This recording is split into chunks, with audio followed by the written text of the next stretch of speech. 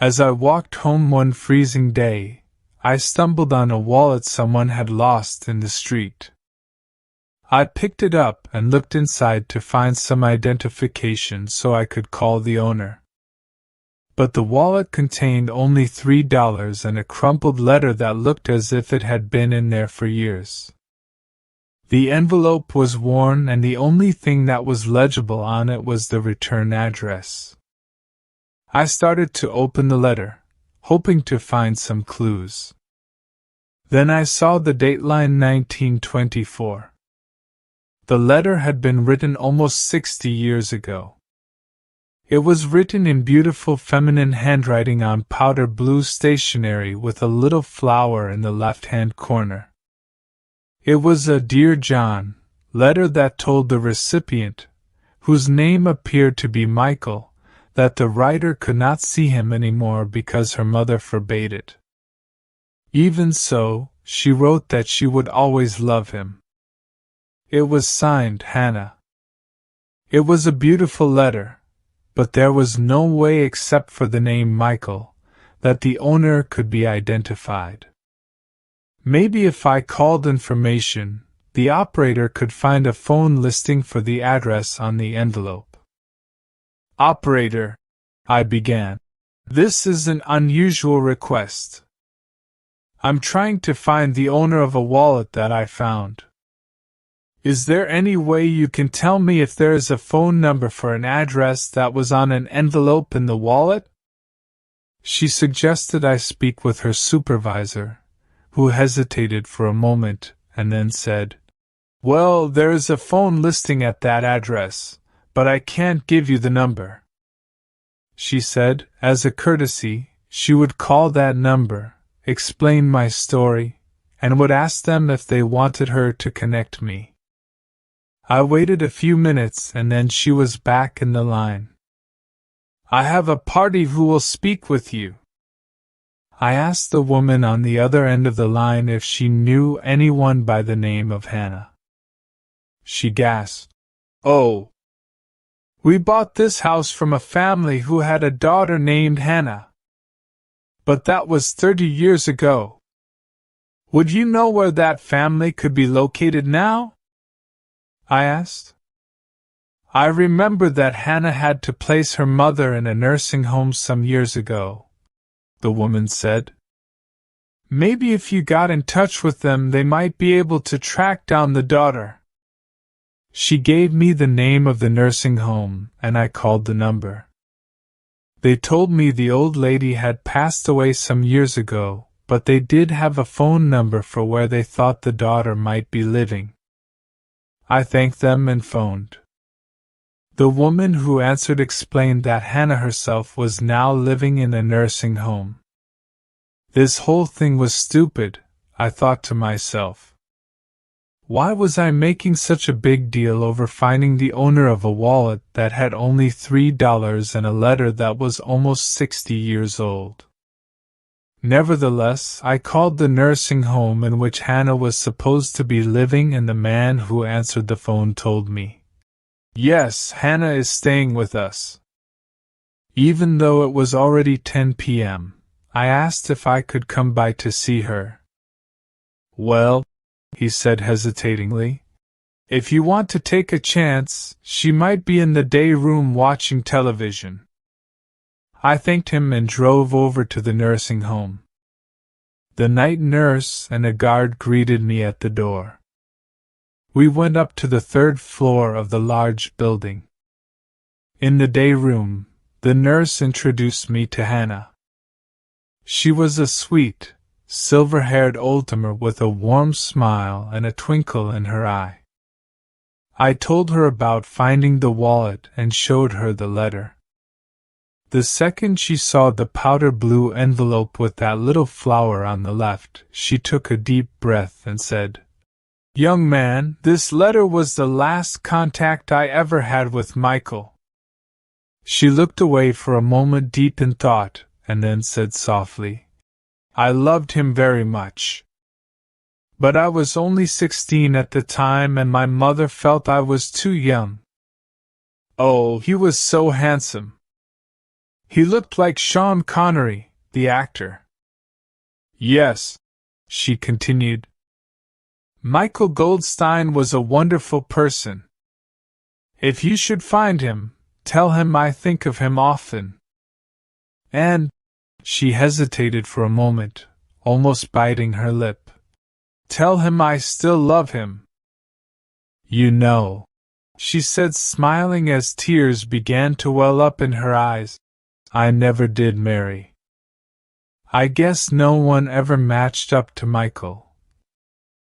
I thanked Hannah and said goodbye. I took the elevator to the first floor, and as I stood by the door, the guard there asked, Was the old lady able to help you? I told him she had given me a lead. At least I have a last name. But I think I'll let it go for a while. I spent almost the whole day trying to find the owner of this wallet. I had taken out the wallet, which was a simple brown leather case with red lacing on the side. When the guard saw it, he said, Hey, wait a minute. That's Mr. Goldstein's wallet. I'd know it anywhere with that bright red lacing. He's always losing that wallet. I must have found it in the halls at least 3 times. Who's Mr. Goldstein? I asked as my hand began to shake. He's one of the old-timers on the 8th floor. That's Mike Goldstein's wallet for sure. He must have lost it on one of his walks. I thanked the guard and quickly ran back to the nurse's office. I told her what the guard had said. We went back to the elevator and got on. I prayed that Mr. Goldstein would be up. On the 8th floor, the floor nurse said, I think he's still in the day room. He likes to read at night. He's a darling old man. We went to the only room that had any lights on, and there was a man reading a book. The nurse went over to him and asked if he had lost his wallet. Mr. Goldstein looked up with surprise, put his hand in his back pocket, and said, Oh, it is missing. This kind gentleman found a wallet, and we wondered if it could be yours. I handed Mr. Goldstein the wallet, and the second he saw it, he smiled with relief and said, Yes, that's it. It must have dropped out of my pocket this afternoon. I want to give you a reward. No, thank you, I said. But I have to tell you something. I read the letter in the hope of finding out who owned the wallet. The smile on his face suddenly disappeared. You read that letter? Not only did I read it, I think I know where Hannah is. He suddenly grew pale. Hannah? Do you know where she is? How is she? Is she still as pretty as she was? Please, please tell me, he begged. She's fine, just as pretty as when you knew her, I said softly. The old man smiled with anticipation and asked, Could you tell me where she is? I want to call her tomorrow. He grabbed my hand and said, You know something, mister? I was so in love with that girl that when that letter came, my life literally ended. I am never married. I guess I've always loved her. Mr. Goldstein, I said, come with me. We took the elevator down to the 3rd floor. The hallways were darkened and only 1 or 2 little night lights lit our way to the day room where Hannah was sitting alone watching the television. The nurse walked over to her. Hannah, she said softly, pointing to Michael, who was waiting with me in the doorway. Do you know this man? She adjusted her glasses, looked for a moment, but didn't say a word. Michael said softly, almost in a whisper. Hannah, it's Michael. Do you remember me? She gasped. Michael. I don't believe it. Michael. It's you. My Michael. He walked slowly towards her, and they embraced. The nurse and I left with tears streaming down our faces.